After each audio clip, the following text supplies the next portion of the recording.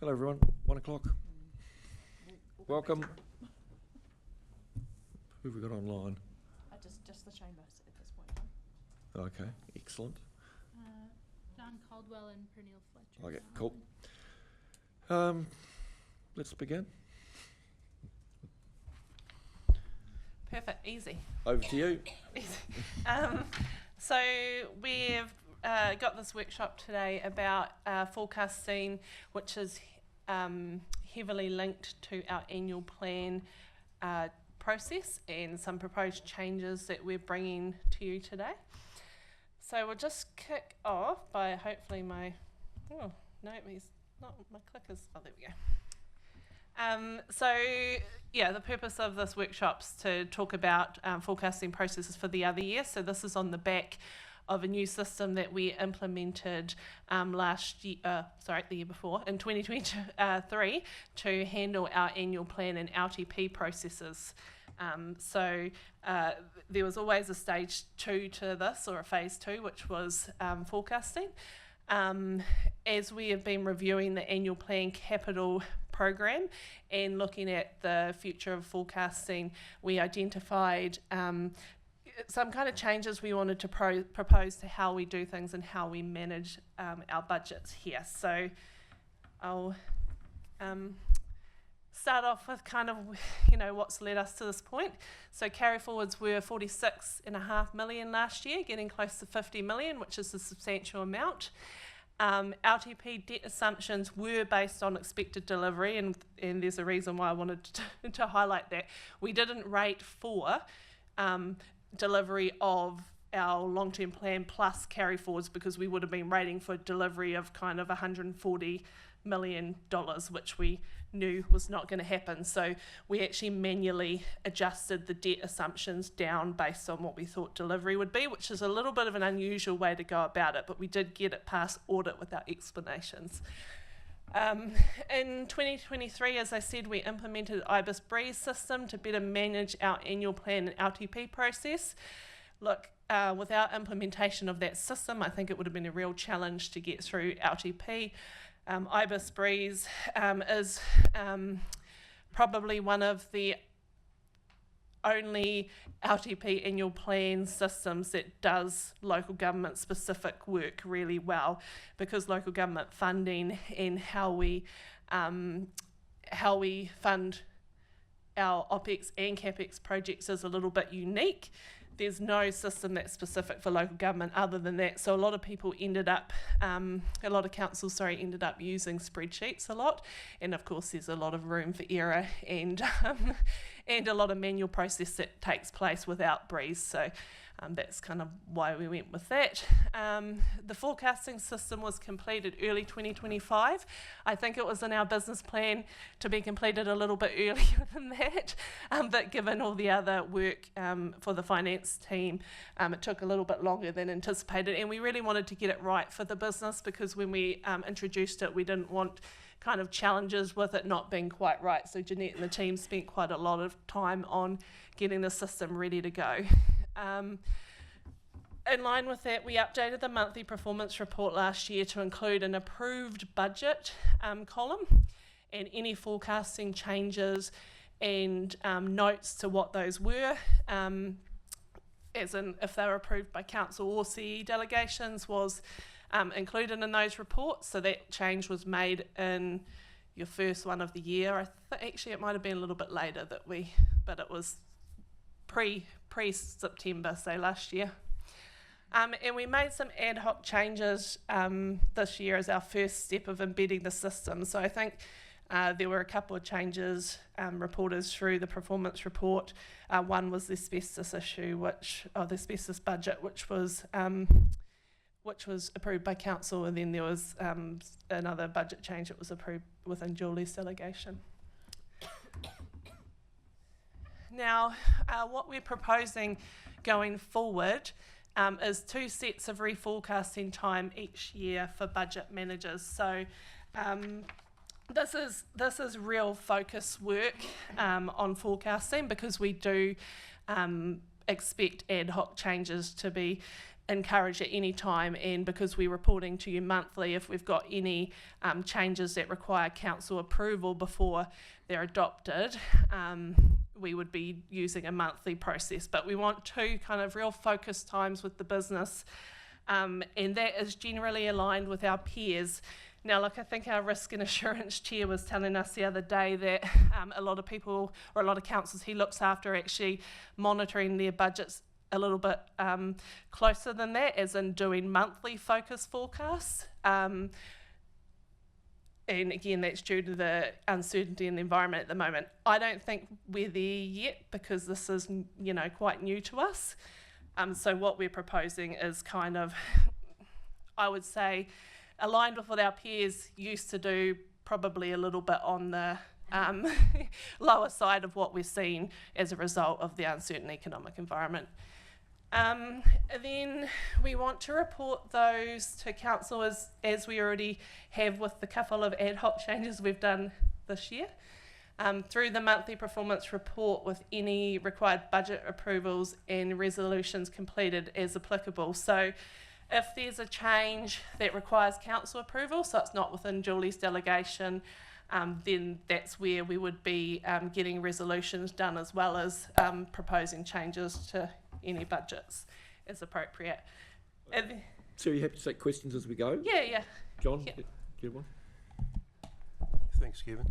You think, Sarah, just whether the reforecasting obviously seemed very prudent, but what about the time it takes? Is it putting extra pressure on you with everything else going on as well, or is it, is it sort of a system there to accommodate that? Yeah, that's a good question. It certainly is more time than not doing forecasting at all, and not just for the finance team, but for budget managers and across the organisation as well, because we are asking them to focus on this. However, as we kind of said, it's very unusual for not only a council our size, but an organisation our size, that we don't adjust our budgets as we learn new information. So yeah, I guess it certainly is more on the finance team, and it's something we have identified going into our work program for the year, because there is a number of things again that are putting pressure on Jeanette's team, and you know, this is obviously going to create a little bit more work, but however, it will allow Jeanette and the team to manage the finances better. So a really good example is your cash flow and planning for lending and investment. So the term deposits they hold from a cash perspective. Yeah, we are definitely mindful of that, and as I said, that's why we've included it in kind of setting our context for the year for, you know, what extra or what else we can do, because we know this is going to be a factor for the teams.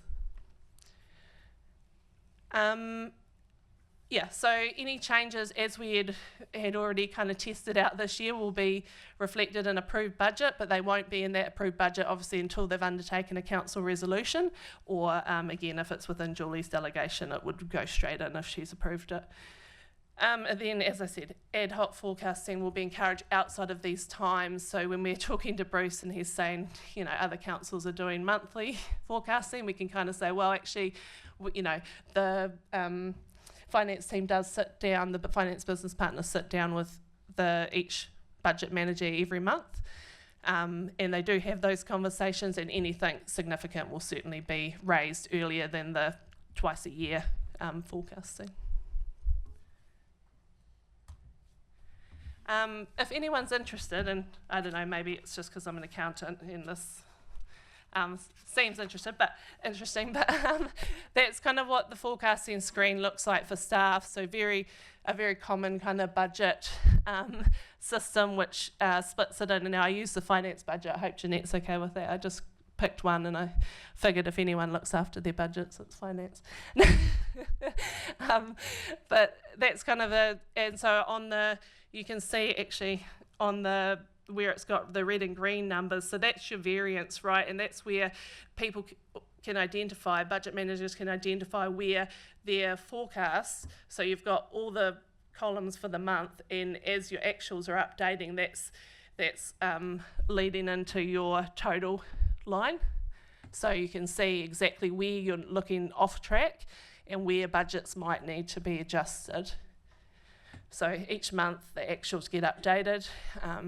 The system talks to our Technology One and pulls the information in, and then your remaining forecast, you could either adjust the forecast if say you haven't spent, like you can see in one of the lines, you might have not spent anything to the end of the year, then you'd have to adjust the forecast up or actually identify you do have budget savings. So, quick question on that. With the significant variances, either up or down, is there commentary attached to that, or is it just the numbers?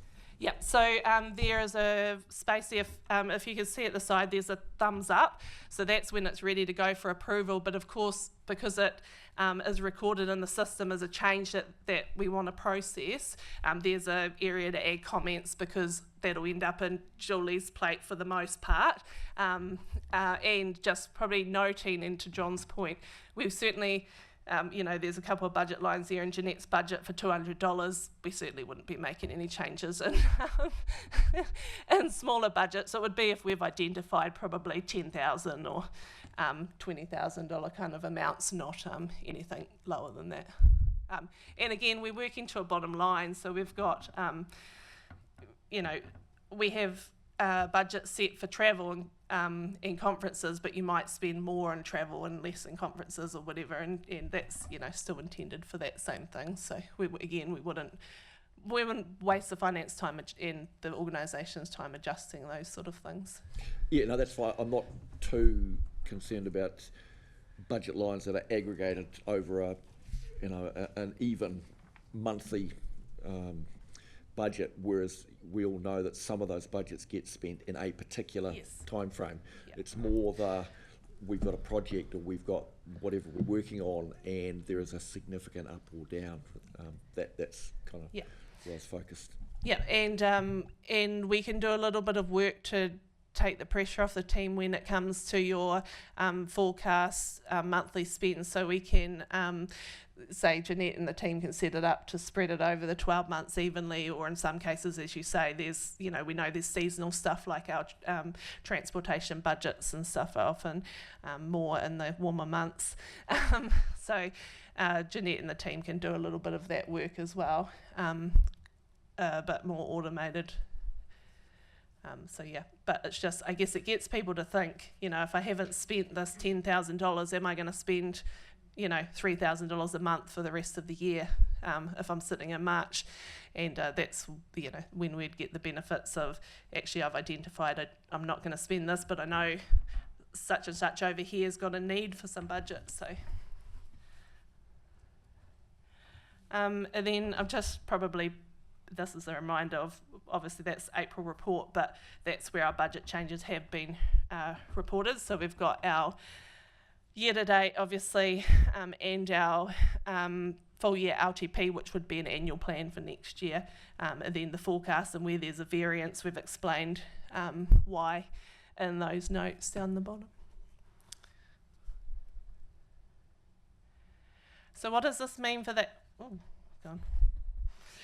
What does this mean for the annual plan? Do you want to take it from there, or? Hi everyone. So the LTP year 2 proposed a nearly $80 million capital program. I suppose one thing to note here is that capital program was developed during 2023, which is quite some time ago now, and it's just prudent to recognise that since then there have been changes. There's been cost increases, we've had delays with some of our projects, and so what we've been trying to do through the last little bit of the annual plan process is trying to reflect better on where our deliverability is. So we've been sitting down with staff and working through things. And what we're proposing to do is look at deferring or rephasing some projects from year 2 out to year 3. Some of these are looking at complete budgets moving to year 3, and others is a partial. And that's just recognising, again, where things have landed since doing the planning and the budgeting, which, you know, people do to the best of their knowledge at the time. Now we've got more information, and that just needs to be taken into consideration. Staff have been, you know, they've been quite forthcoming with and recognising what is actually going to be realistically done. However, there's always this chance that things do progress well, and some, you know, and it does happen, and so there is a reluctance that if we push some money out, how do we bring it forward and make sure that we can still deliver? And that's something in local government, I suppose, that we don't have that flexibility. Our annual plans and our long-term plans, they take 8 months to do budgets or longer. So we're trying to look at how we introduce some flexibility to that.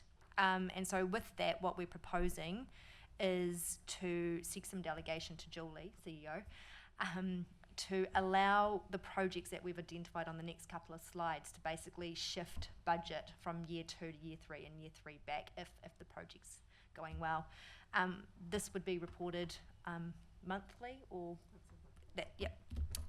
So that's kind of where we're landing to try and add some flexibility and just keep doing what the guys and the teams all want to do well. So yeah. So if I could just quickly add to that. So, you know, we've had a lot of, and Kendall will go through the examples from an annual plan perspective, but we have a lot of projects that are waiting on a particular outcome. So it might be a development, for instance, that now we've got a bit close to the time. Actually, we're not sure it'll be this year. We're more certain it'll be next year, but it could well be this year. So it's about giving staff the confidence that not just to hold on to the budget because it was in the LTP, actually let's push it back, but give us some flexibility to be able to bring that back if the development does occur or if the timing does improve slightly, because again, we're still working off the best information at the time. As the year develops as well, you know, things will get more certain. So yeah, we wanted to give staff that assurance so then we could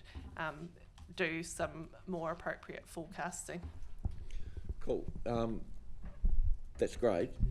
My only question there is, what, if any, impact does that have on our consultation process from an annual plan perspective, and do we need to change how we go about that and what we're telling the community we're doing in any given year?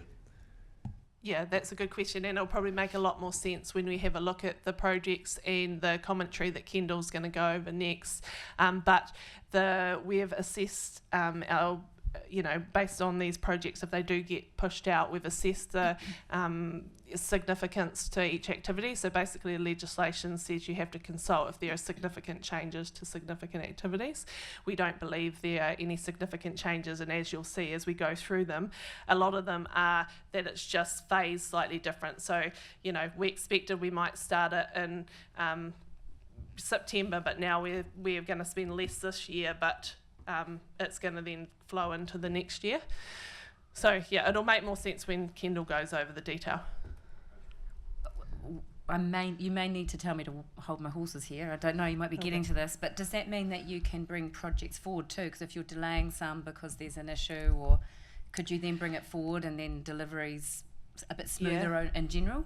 Yeah, so we are getting to that, but I think this is why these two topics are closely related and related to the carry forwards as well. We know we've got to a position where we carry forward budgets waiting for something to happen. So like I said, a development or the like, and we want to make sure it's flexible, that we don't have to just keep carrying forward that money, that we say actually this is what we think we're going to deliver in a year, and that will include you know, some of the carry forwards, I suspect. Year part of the LTP CapEx program, less the projects that Kendall's proposing, well not Kendall, but the organisation's proposing we remove, and then being able to have a look at, okay, so if we don't have carry forwards, or if we remove these carry forwards and we remove the extra budget, how can we bring that back? And again, we're talking about only those projects, not pulling forward, not pulling forward, although, you know, when we were talking to the risk and assurance chair, he was talking about taking a 3-year, and a lot of councils do that, so the CE has flexibility you know, work on that 3 years and pull stuff forward. But to Kevin's point, it does, you know, there are pros to it, but also you've got to consider the community impact of that too. If you've told them you're delivering something in year 2, and you're not, and that's kind of why I said once Kendall goes through it, it'll make more sense, because most of it's actually just a phasing or putting it off because there's a certain something it's waiting for, whether that be a development or it needs to follow another project that's just slightly delayed.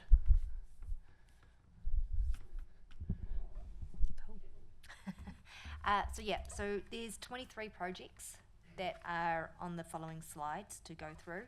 Do you want to go through line by line, or how do you want to progress through that? We're in your hands, really. I mean, we could, but I'm not sure what value line by line is going to add, unless there's a couple of lines to illustrate the point around pushing forward or delaying. That might be helpful. Exactly. So we'll just start on the first page, but like we've got here the Hātipi water treatment compliance upgrade. So the asset manager here is proposing to phase out $2 million. No, we're on the. Oh, we're on a different page. Sorry. You double-sided it. I've double-sided. Sorry. Take 2. Thanks.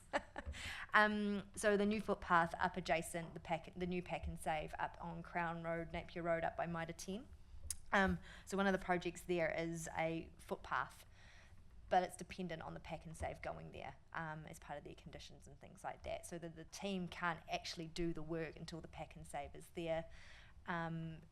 So again, you know, that's very dependent on that, and we can't do anything about it. So we'll just, you know, push that budget out to next year, and hopefully something's happened. And if something happens earlier, this is where Julie's delegation to bring that forward would enable that flexibility.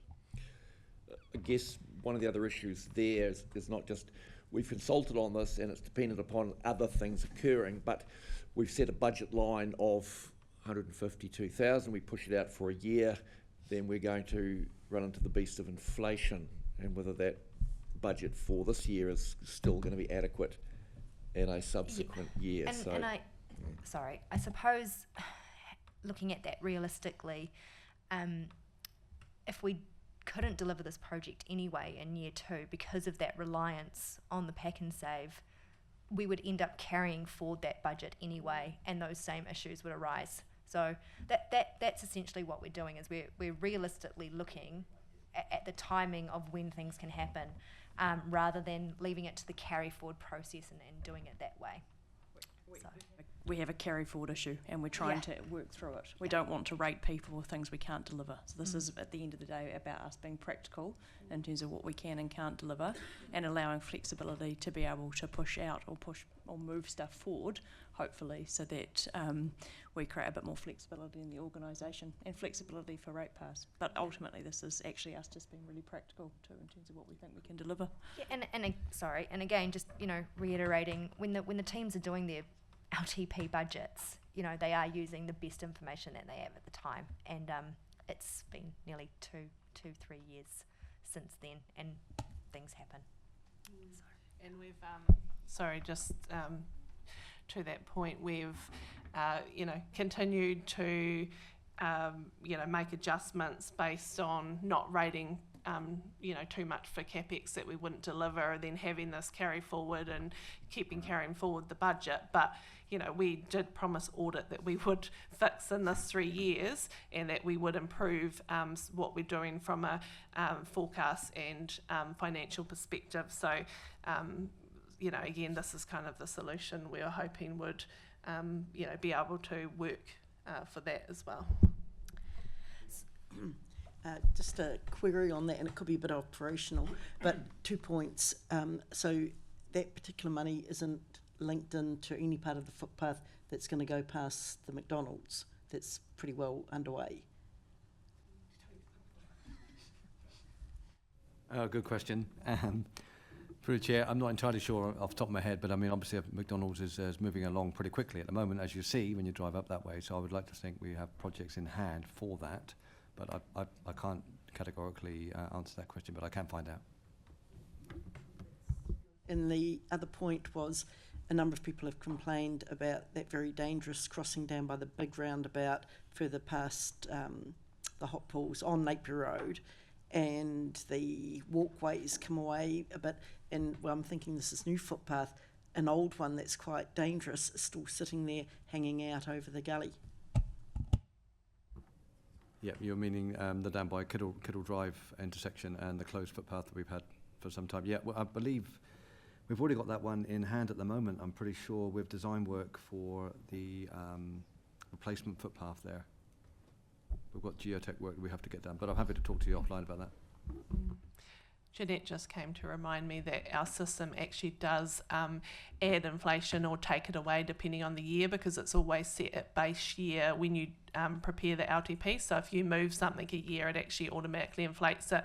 And it's caught our team out the opposite way too when they're looking at moving budget forward. And the Turangi toilets was a good example. They were like, oh, look, there's this money here. But then when you move it forward, it removes the inflation because it was set at the base year. So our system does very smartly do that because it should be on a today's dollar terms. Carry forwards, don't they? So yeah, I suppose rather than just going through line by line, most of these projects that we're proposing to shift budget out to defer, are reliant on other milestones being met before they can be undertaken. Again, going back to an earlier point, and another fair few of them are because of delays that have already occurred. So using the hard-to-be water treatment compliance upgrade there as the example where there's been a delay with the land acquisition.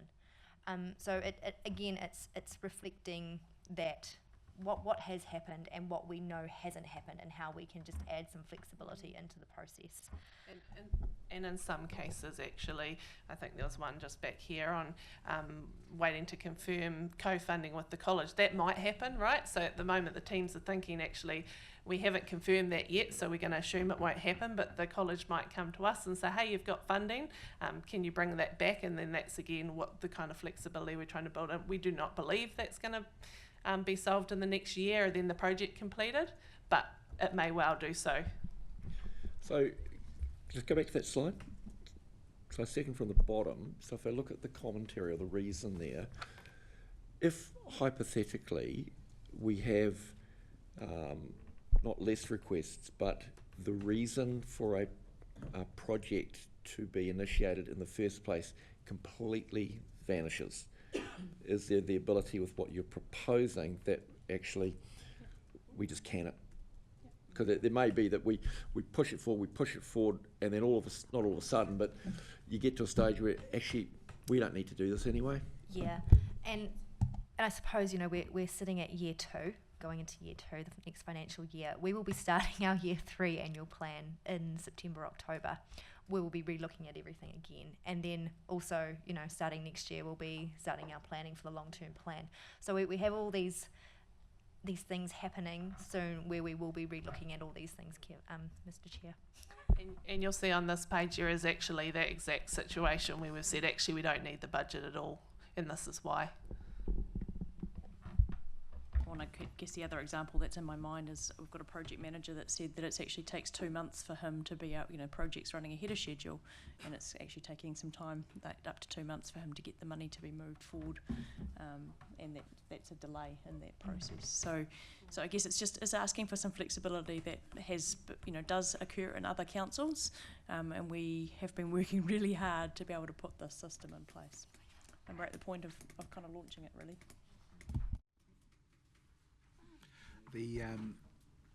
So will there be a formal resolution in another board meeting prior to us not being able to vote on anything? Yeah. Oh, yes. Sorry. Through the chair, we will be bringing that through as part of the annual plan adoption on the 30th of June. We will also be that delegation will also be tied to these projects on these slides as well, just so that it's very clear where the delegation lies. Provided there. Yeah.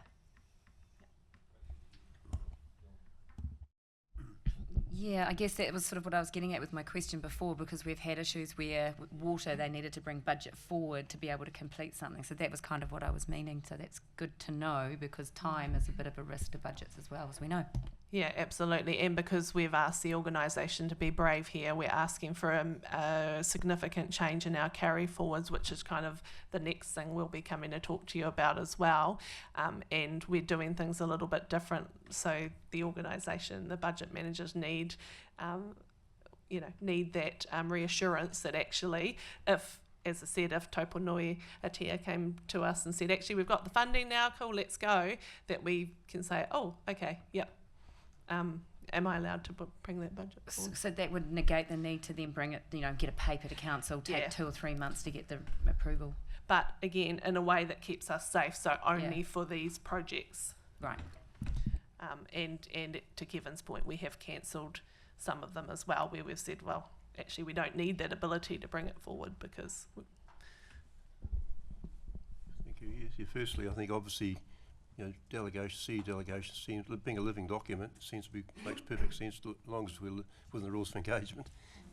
But obviously, talking about Kendall's point about October next year, go back into another triennium, the political risk is obviously, as Kevin mentioned, projects can disappear or remain depending on the economy or the politics of the time. So that's happened over many, many years. So, but basically, obviously, the delegation CE seems to makes perfect sense.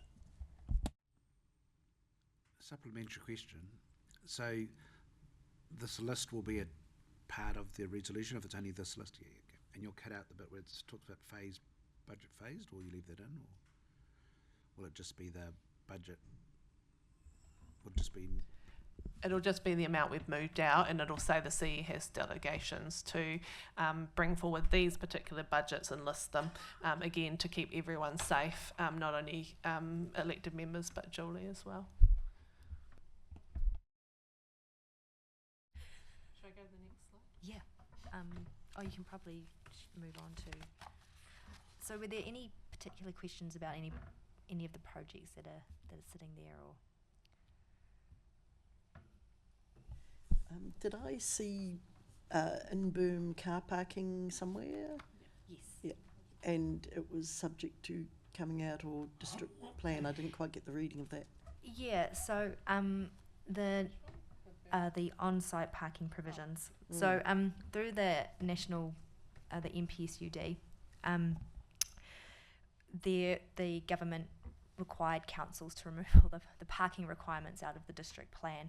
So what this meant is generally if you had an activity that required so many parking spaces on site, you no longer had to do that. The only time that you would provide parking on site is if you wanted to, and at that point you would still need to adhere to the dimensions and everything in the district plan. I understand because those parking requirements have changed, people are no longer trying to approach council to have additional boom parking, which is what used to happen quite a bit, to say, well, we can't cater for everything, can we have an agreement? And Roger may be able to speak further to that, and we would provide the boom parking to allow for that activity to meet their requirements through that consent. Yes, sorry, through Chair. Lakefront erosion control is obviously engaged with the EUHAPU. Just presume it comes under Project Watershed as well with regional council, so that's still under negotiation as well? Yeah. I suppose it's just, I've noticed quite a lot of areas around town where you've got that quite wide berm. We've put quite a lot of in-berm parking, but there still seems to be a need for more, and that was more, I suppose, the thought I was going down. Oh, yep. Get the boom parking specialist. Show me the line. That's this one here. It's the one you raised. Oh, that's it.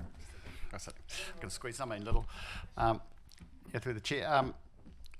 That was we used to have a 50% contribution fund. That's pretty much what it was, because often people would come and they'd want to develop their site, and they'd say, well, the planners would say, as Kendall said, you're short of car parking, and they'd say, well, can we put it on the street? And we'd look at it and think, well, strategically, do we want some parking there? In many cases, we did. If it was we wouldn't say contribute, you know, back at Wakino Road or somewhere like that, but if it was in Kaimanawa Street or somewhere, we'd come, okay, well, there's a 50-50 contribution here. It's obviously public parking, so it's available for everybody, so there's a public good component to it. Your customers will probably use it at time. We may time restricted if we, you know, if we want to make sure that people turn over, so it's just not your staff turning all day in it. But as Kendall said, the government required that we remove the requirement for parking, so pretty much nobody's coming to us with a 50-50 share.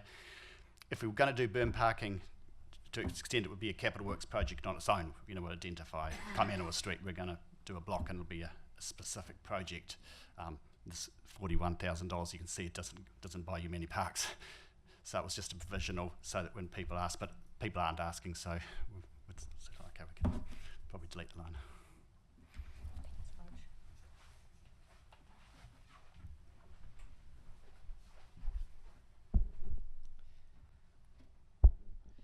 Perfect. So there's a few other slides. So is everyone kind of able to have a quick look at it? Again, we've had an internal review to make sure there's nothing on here in particular that's got a particular community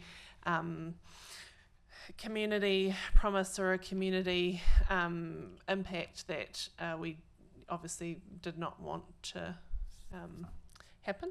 So the majority of these are pretty straightforward, we think, but also wanted to run them past you. And look, I'm sorry if I'm kind of getting into the sort of small print, but Tirahonga Hall, when we had the meeting there the other month, who's the farmer guy? No,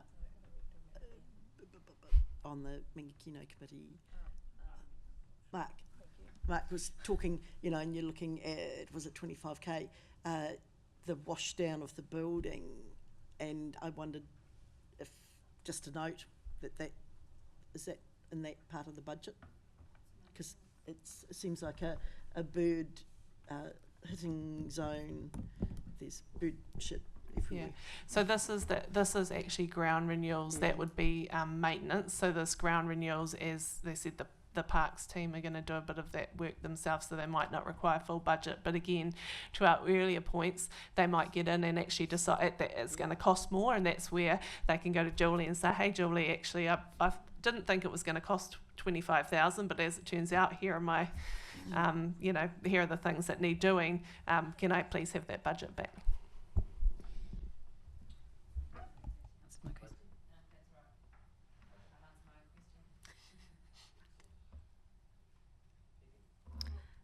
No, I just suppose if you are happy with what is sitting there, just the direction that bringing these projects to you as part of the annual plan adoption with the delegation for Julie to do that budget management would be the next step.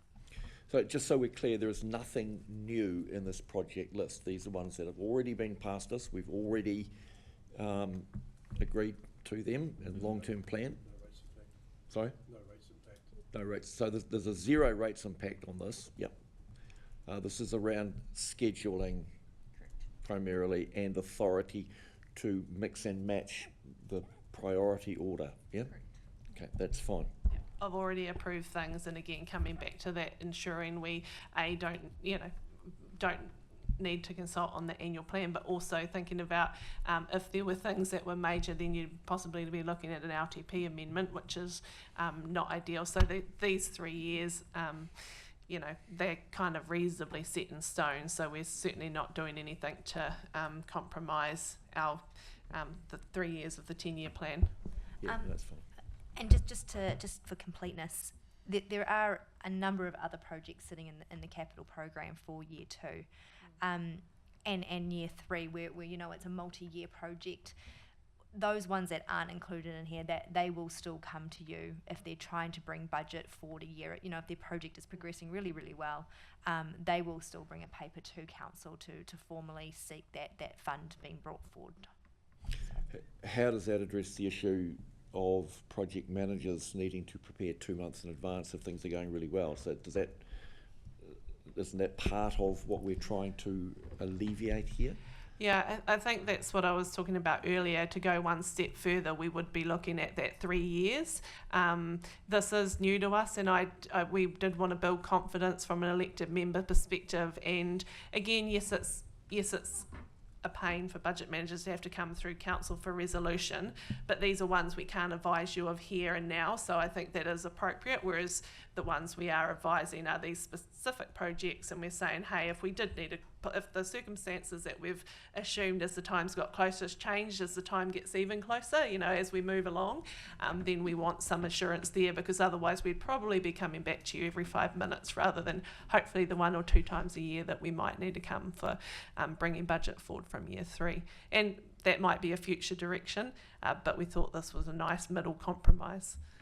Yep, no, I get that. So this is an interim step to see how well it works on matters already consulted, already rated for, already budgeted, and this is a streamlining of process, but there are more steps we could take once we prove the worth of this, yeah? Exactly, and we'll be having those conversations over the next probably year or 2 with you, or with the elected members. Cool.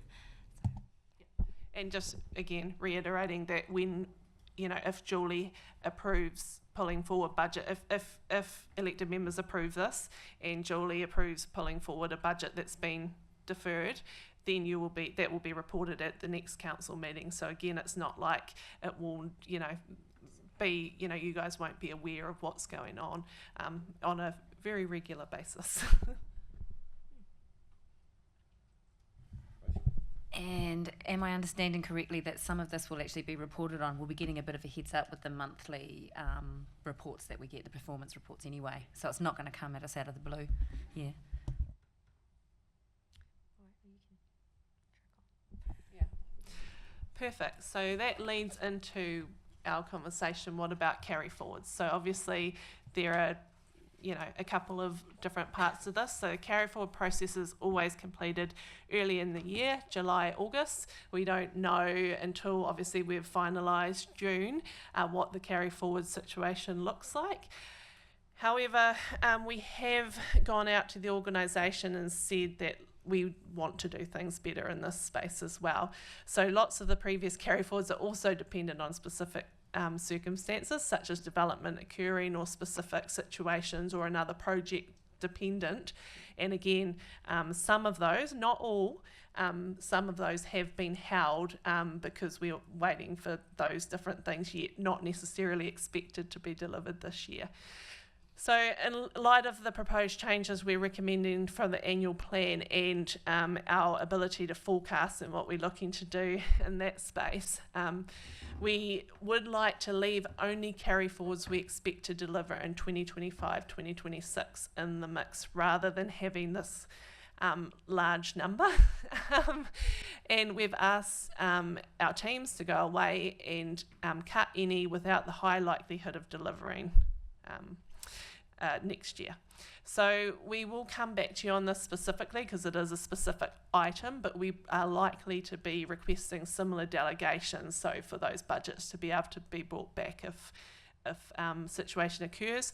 We do think, like the list we presented today in the annual plan, there might be some complete budget removals, but for the majority of the budgets it's probably a case of either they expect to be delivered next year, in which case would be very clear, and then the ones we don't expect to be delivered, that we'll just do a similar process where Julie could bring it back if the situation changes.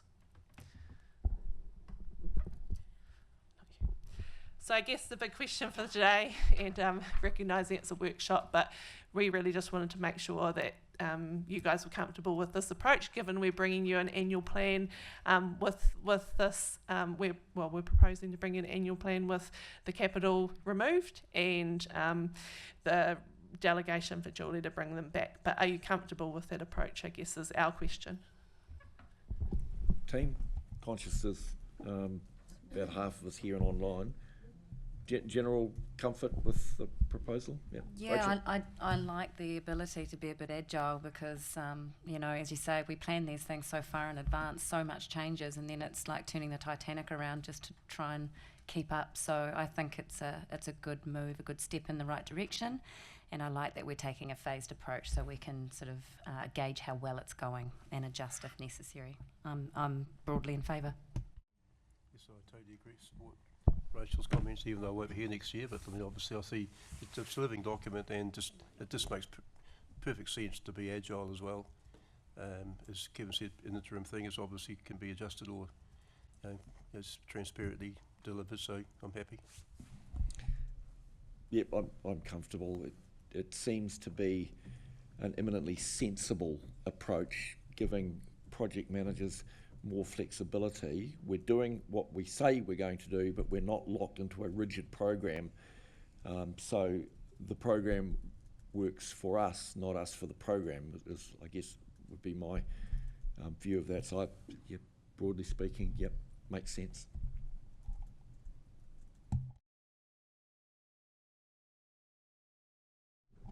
Danny, okay, thanks very much, team.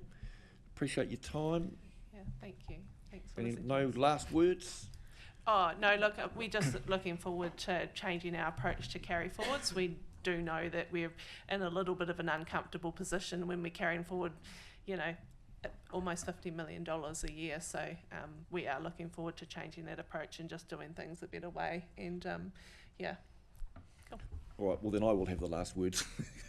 Because the carry forward, or the bow wave as we call it, has been a source of frustration for me for some considerable time. So if this addresses that, and we have a degree of pragmatism around how we deliver projects, then that's got to be a good thing, without putting all of the staff who are tasked with delivering it under undue stress. So step in the right direction.